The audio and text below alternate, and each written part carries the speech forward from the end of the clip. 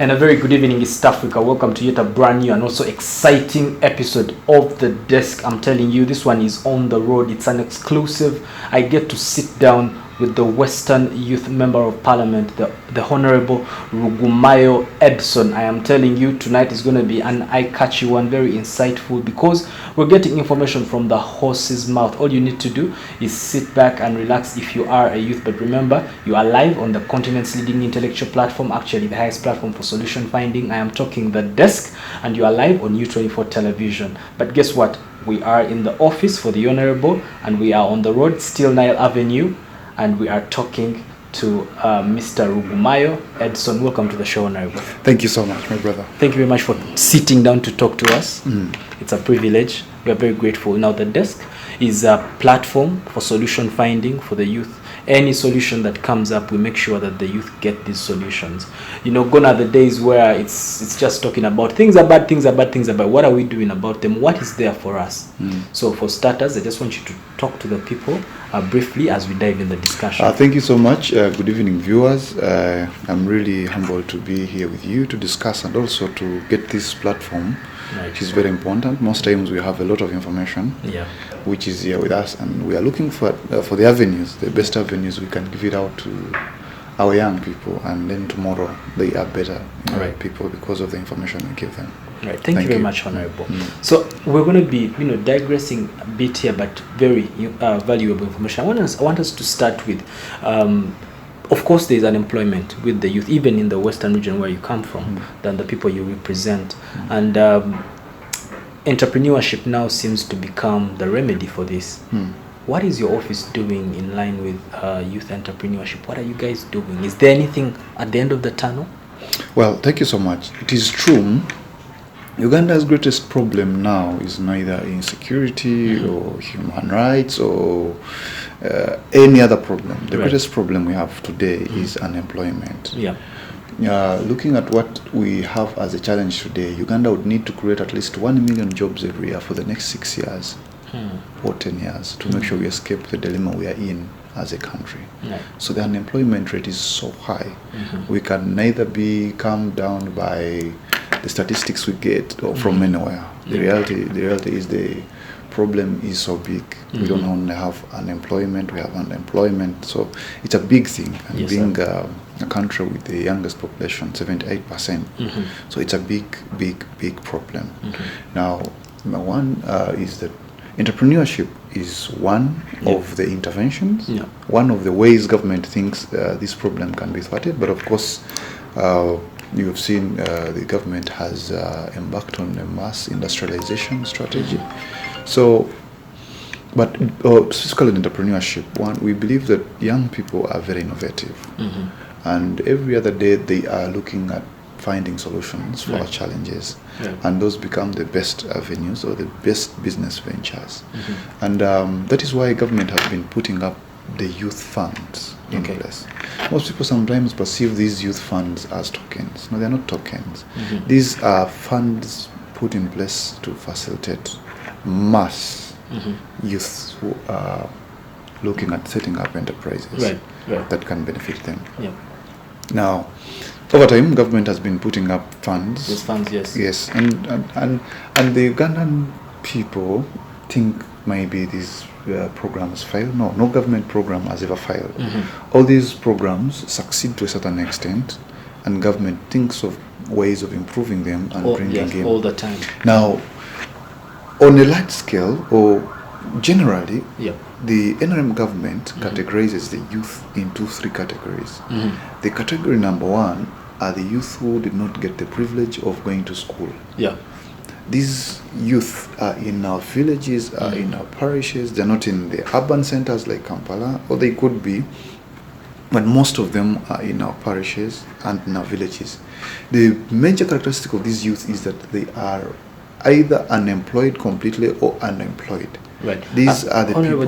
Just maybe to cut you short, it's important for people to understand, because the people that follow me mostly are from town areas, and they never understand. Even myself, that the fact that someone can actually grow up and they've never stepped in class, like we have grown up, say people 25 and below.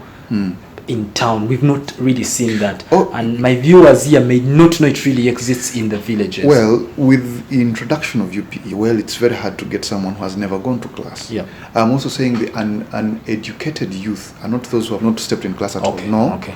They're those who might not have crossed, let's say, S4. They don't have any certificate that can lead them, or they have Anywhere. Yes. graduated P7, so they're there. And it's a very big number. It's a formidable number in this country. So they are unemployed, and they are also underemployed. They're the ones that do subsistence farming. They want a small piece of an acre, and they dig just hand to mouth. Hand to mouth. Yeah. And it's a very big number. The second category that the NRM recognizes are the youth who have got skills.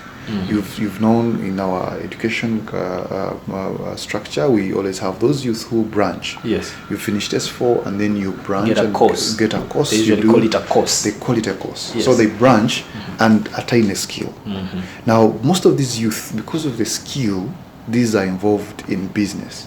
Yes. Because if you went to a technical institution and then you know how to do carpentry work, then you can... Or fabrication, medical fabrication, yes. Or saloon hairdressing, talk of plumbing, talk of catering, talk of electrical installations and all that. Yes. This is also a formidable number of youth. Now, what is characteristic of these youth is that they are able to start up businesses. Now, the third category of youth is the youth who have gone to tertiary institutions, those ones who have been lucky, privileged to go to Makerere University. Yes. They have gone to Chambogo, and they have graduated. And you know, every year we push out of universities at least 400,000 youth, and yet our country, our economy can only produce 9,000 jobs a year. So the characteristic of this youth is most of them are unemployed. They have graduated, but they are unemployed. This is how big the unemployment problem is. Now, the government of Uganda has been so keen and strategic in trying to help every youth in the way they can. Now, for example, you had in 2016, President put aside a 264 billion youth fund. The YLP fund would come from that, and all the other funds would come from that. Now, these funds were meant to go and help the youth in our rural areas. The youth in their different levels. In their different levels, but majorly they would focus on because the YLP was engendering all those ones would help in all levels, carpentry, all that. So it was a good program. At a certain point, the government thought of going deeper now, addressing every category as they can. So they created Emyoga. Now Emyoga, being at constituency level, focusing on helping the second category of youth, the ones that have attained a course, a skill. Yes. Those are not so many. You will not find several enterprises of that nature in a village, nor in a parish, but they can be common at sub-county or in a particular constituency. So the government puts what we call Emyoga as a fund to help those youth. Now, of course, the challenge with that fund is the funds are very little, they're very limited, but also too, the fund itself, how we, the elites, paint programs of government. It's a token, it's a what, and yet that's not the reality. But it is unique in its own way, and it's there at the constituency level. So what we'll be urging is maybe increasing. What we would urge is that they increase the funds, because 30 million in a constituency is very little money. 1, 2, 3 groups, if they took 5 million, 4 million, that's finished. Actually, Honorable, on that point, when we talk about now the efficiency of the program, let's just go for a break. We return, we start right there, because it's important now for people to hear that from you, and because different people do different evaluations, but now coming from you, now we get from the horse's mouth. Now do not go where you are, still on the desk, and we're coming back.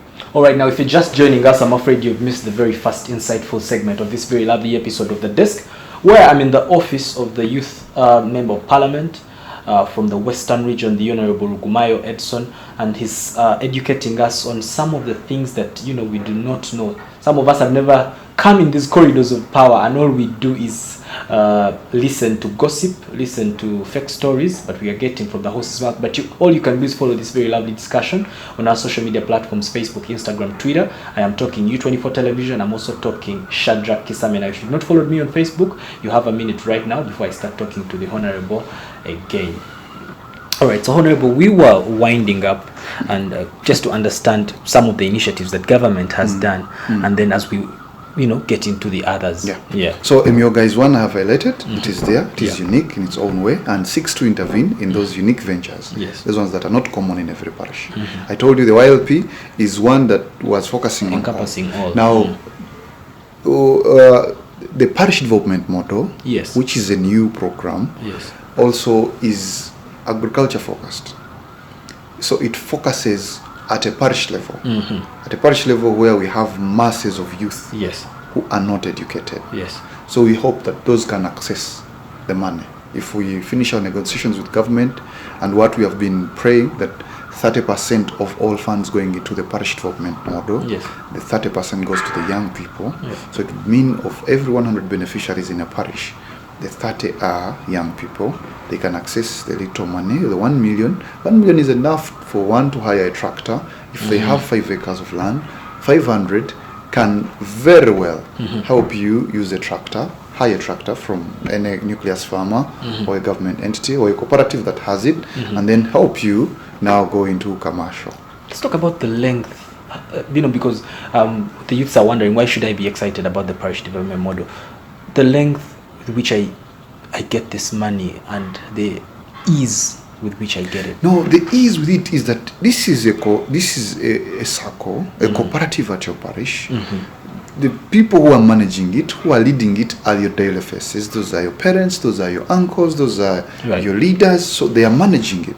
So they know you. They know you're credible. They know that you're not a drunkard. They know you. So you're not going to deplete it. Yes. So they know you. That is the beauty with it. That the funds are managed by the people themselves, or the people's leaders. We're not getting people from Kampala to go and administer the project. You have walked into a bank most times, and you are speaking to this person, and then they are alien to you. Yes. They are not citizen like you. Yes. Because they have been put in a system. Yes. That is corporate.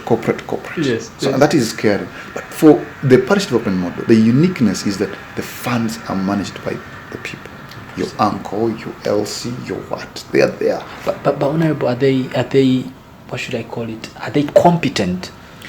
Well, our parents, even in the literacy they have been in, have been running their savings groups. So really there is nothing so much English to wonder about in their management. They know, they save, and when someone needs money, they borrow, and they are told when to return the money, with what interest. So those ones have been running. They will be run very well. So the parish development model now also focuses on the youth, the first category of youth, those who did not get much to do with school. Then I've told you the Myoga has focused on those with the skill. Now, there is another third category of the youth who have succeeded in education at tertiary level. So those are the ones that we are agitating for at government. Of course, the bigger scale of the industrialization fits in best for them. For these people, but now we can also not ignore the fact that entrepreneurship would be a good thing for them. Now, one, the government earlier in 2012 had started a program called the Youth Capital Venture Fund. Yes. Youth Capital Venture Fund being a fund in a bank where a youth can walk in and say, I'm a youth, and then you get to, without collateral, get the money without collateral. That actually now answers to what I was going to ask you, that most of the youth, we Shadrach, I'm credit unworthy. I can't attain capital from a bank. And I've gone to school probably, but I cannot get capital. So now, how you get in at that level? So exactly. So these funds would help the two groups, This fund, the government had pledged to raise it up to 25 billion, but that is still very little money. Yes. Very little money. I think the fund went on dwindling because banks kept pulling out, and only Centenary is there. So 25 billion, I think now they have 7 billion running, but that's very little money for the whole country. Yes. These are funds that need to be given much more money, because the youth can walk in as long as you have a guarantor, and you can walk in and you prove your youth and you get to access the money. The bank will come and evaluate your business your project, and then fund you. An individual, you could access up to 5 million. If you are incorporated as a company, you would go up to around 25 million, and even much more depending on how the bank evaluates. Because this is what now the people would want to understand. You talked of a guarantor. What category of a guarantor should it be? Because people are now going to go and access like the qualities that you stipulate while you are pushing these bills and everything. Are they the ones that when now someone maybe from Chikubamutwe or Chibuli is going to Centenary, are they the ones like I only need a guarantor and that's all? Like things don't change at a lower level now. That is what should be. Now, these programs have faced a challenge. For example, the Youth Capital Venture Fund, no much evaluation report or monitoring report has been done by government. There is no effort that has been made to evaluate the program and see, is it working? Can we sit around the table? What corrections can we make? Yes. Now that if we can make those corrections, we need to pour in much more fund. Yes. Because that would address actually the fears of the youth who have a skill, those ones who won't benefit from Emyoga. Yes. They would run to the bank and then they can get funds and keep running their businesses. Right. Or the youth who have graduated and have an idea, an enterprise that they are running and are willing to access credit. Those ones would move to such a bank and access that capital. So, but there is a very big weakness there, and you could see the budget that was passed recently, in as much as it focused on the parish development model, but that category of youth was entirely neglected. And government needs to listen in, and we need to sit and evaluate those two programs. Actually, there is a fund that government put aside in the Uganda Development Bank as we were recovering from COVID that was supposed to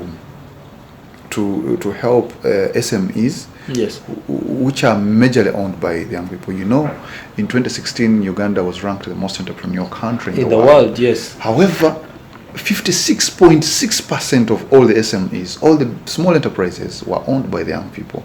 So we expect that COVID hit them most.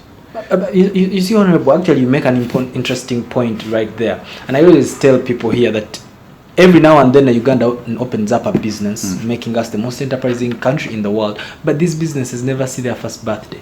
6 months down the road, 7 months down the road, Shadrach's business, there's nothing to talk about. And usually it's because probably I had gotten some little capital started, and then I do not have, the projections were wrong probably.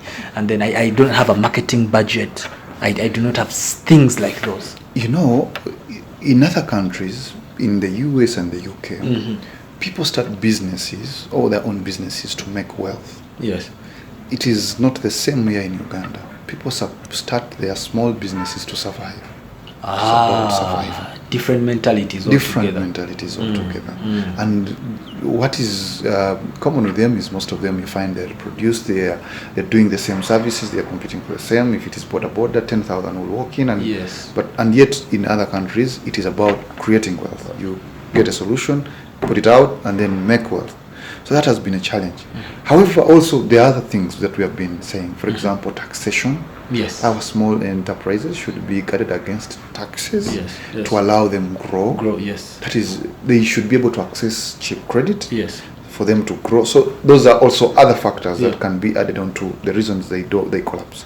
So now on the SMEs, government put money in UDP. Yes.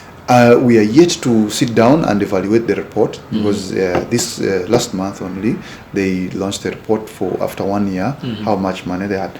But my thinking is that UDB, in as much as it is there, very few young people have access to UDB. Right. Some of them don't even know where the offices are located. Exactly, and this is the question I wanted to ask before we go for a short break. The reports and the statistics that Ugandans watch on TV ministers, members of parliament reading, are these actual people? Because sometimes people tell you, meet someone who's like, I don't feel what they're saying, the economy is growing by this in my pocket. It is true. It is true. Some of those things are not easy for us to see and maybe touch and feel, but things are changing. Statistics don't lie. If they are well put, then they can give you the best. Numbers really don't lie. They're actual people. These are actual people. These are actual people. And sometimes they might come, but you don't feel. Things might be changing, but you can't feel that, income is growing. Because you're not keeping record, so you cannot know. But that is real. So our focus now is going to be on debating between these two programs, the program that is in UDP, the program that is in, how best can we convince government to put funds, more money in these funds, because that is very much important. Yes. Now, of course, also when we look at the future, if government is saying we are going to industrialize, then that means they are thinking that more young people coming up with more innovations, attracting more financing, creating more jobs, and solving the problem of unemployment. Right.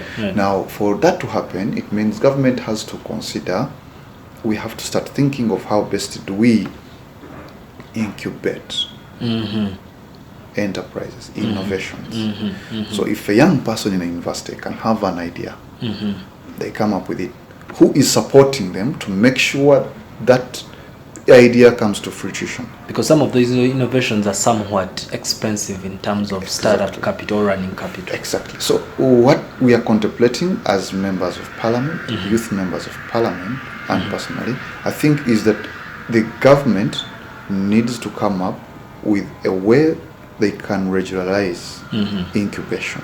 There are already players in the field who are doing incubation. You will go to Stanbic Bank, they have an incubation. You will go to UMI, they have an incubation center. You will go to URI, they have an incubation center. These are supposed to pick a few young people with innovations, incubate them, help those young people grow the idea from A to Z, and then give them the environment to operate for a time being.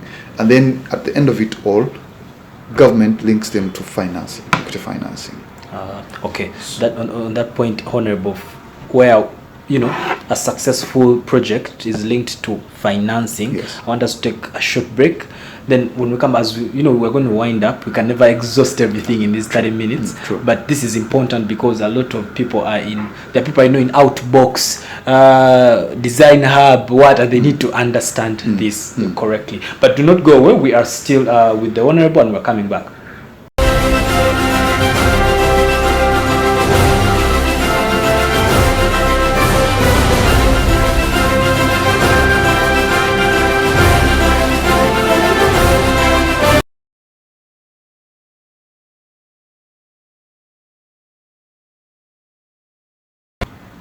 And welcome back to this very great exclusive.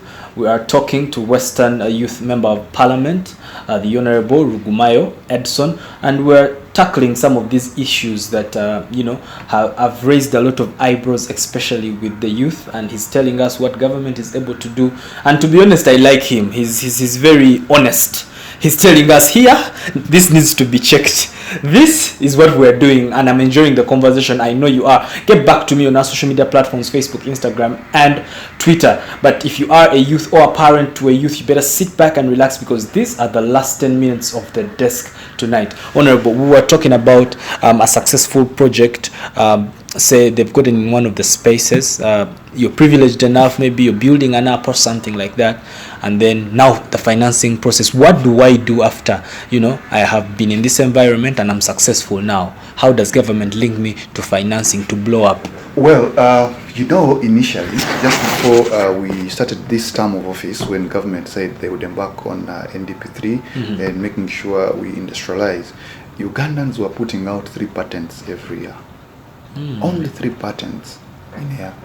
But the target for the government now is for us to at least push to 1,000 patents in here. Strong. And that's realistic. Yes, 1,000 patents. Yes. At least every year. Yeah. Now that would mean a lot. Now that is... People are thinking. If you patent, then you must incubate, then you must finance.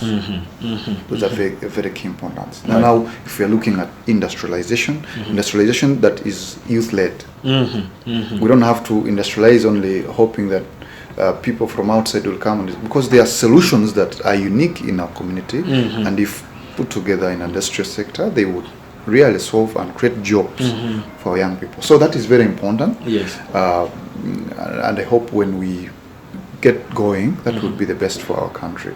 So as we wind up, there are things that I need to put out. One, young people, is we need to pay a keen interest in government programs. We need to understand them. We need to understand and what they seek to solve. And two, what I would urge is for government to quickly come out, evaluate programs that we have in place. Because we have them, but we've not made follow-up. Exactly. It's not enough just to set the ball rolling and you don't know where it's going. And when you evaluate a program and you have involved stakeholders and they have agitated where you need to make corrections, go ahead and implement that program in the corrected sense. Right. Don't hide it in the coffers and call it closed. That will ensure there is consistency in programming. Transparency even. And transparency. Yes. So that is also key. And lastly is that there is need for government to come up and put more funds in government programs if we are going to solve the problem of unemployment. Creating 1 million jobs for a country is not an easy thing. Not easy. You know, you mentioned something that is key that I would maybe love you to emphasize. Youth's inability to, first of all, know about the government programs, and second, understand them. And they use that ignorance, and then we're shouting, we're rioting, and I'm not saying it's for a wrong cause, but that you make an important point right there, and I really want you to emphasize it. Yeah, and what we also need, I will need to agitate my stakeholders in government, is also to find means of getting information down to the people, down to the young people. Yes. The traditional media reaches where it can. Yes. But if young people are now on social media, then that means government needs to go to social media. Right. Now, I'd love to agitate that, for example, it is okay, government needs to tax the social media platforms, because companies don't need to come and walk away with bags of money and get nothing. They need to tax them. Yes. That's very okay. But when they tax them, the government also make the internet available. Let these platforms be freely used for the right purposes, and let government put much more information available for the young people. Makes sense, because think about it, when you go through your Facebook, you're scrolling, you're going to see artists, you're going to see international artists, beauty products, and you will not see a government related thing unless I go to, say, Parliament of Uganda or President Museveni, and I have to type it in myself. So government needs to take information, very elaborate information, to where the young people are, if we are going to succeed. So that would require internet, that would require freedoms. Does government care about social media, that we are always there? Well, definitely I know government cares, but we need to do much more than that. For example, you close Facebook for a year. Well, on the other end, you're doing well, because it was being misused for political propaganda and all the rest. But then put in quick measures, because this is where young people are trading, this is where young people should get information. What you do is you improve your system quickly to make sure the information they get there is more about government programs. So I think that one I would need to agitate. But I want to also encourage the young people that it is their duty as citizens to work hard, to find the government information, look out, benefit for themselves, but also strategically position themselves on what government is going to do. If the government, for example, is saying we are going to industrialize, a young person should have the initiative to look for the requisite skill to be ready for what will come. That is very much important. If government is saying we are going to support entrepreneurship, then it is a duty for me and you, young persons, to look out for ventures and look out for this information and be beneficiaries. Correct. So I don't think we need to keep on this culture of sitting back behind our phones, our social media platforms, and rant and say all is bad, all is bad, all is bad. Yet there are things that are happening. Those who are awake are benefiting. They are moving forward. Right. Before I let you go, Honorable, and this is the last one that I cannot, not mention. It is, we're talking about people now who have, even the ones who branched off what people say never call a course, those are hands-on things. But now we have people who have studied more of the arts. Yes. And they are no jobs. Yes. What does a person do? I'm already 30 years old. I'm already 28 years old. Do I go back and do a course? Because I studied Zwangendava. Well, a skill is a skill. No matter what you've studied elsewhere, you need the skill. Especially if this country is going to industrialize. Right. We need the skill. You know, the ratio of a technical person to a manager, graduate manager, is supposed to be at least 1 to 30. So 1 graduate manager to 30, for 30 technical persons. Wow. But the reverse is now the reverse in Uganda. Yes. For 1 technical person, you have around 30 managers. 30 graduate master people. So we need to reverse that. Yes. We need to make sure that young people have the skills. I want to thank government that they have gone ahead to roll out a program across the country, building industrial, the skilling hubs. But again, not much has been done to involve the youth themselves. The youth need to be at the forefront in organizing, mobilizing the rest to benefit, and also choose what skills they are going to implement. So, as you can see, government is not seated. They're doing a lot, but a lot is not enough.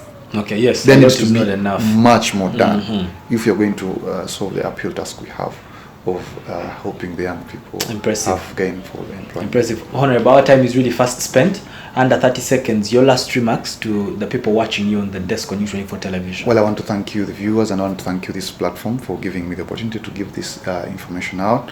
I really hope we can continue engaging as we give much more information as we get the next legislative agenda. We are going to be laying down as the youth legislators. There is a lot in there, so please get interested and follow us as we delve much deeper in this session of Parliament. Thank you so much. Exciting. Thank you very much for talking to us, Honorable, and thank you for being honest. I love that personally about you in this interview. Thank you so much. Now, you have been a lovely audience. That's what we do every time we are on the desk. We avail for you solutions. Now, for tonight, I'm so sure you have picked a leaf or even two to apply in your daily contemporary life, because your leaders are actual people, and you, the constituents, are also actual people.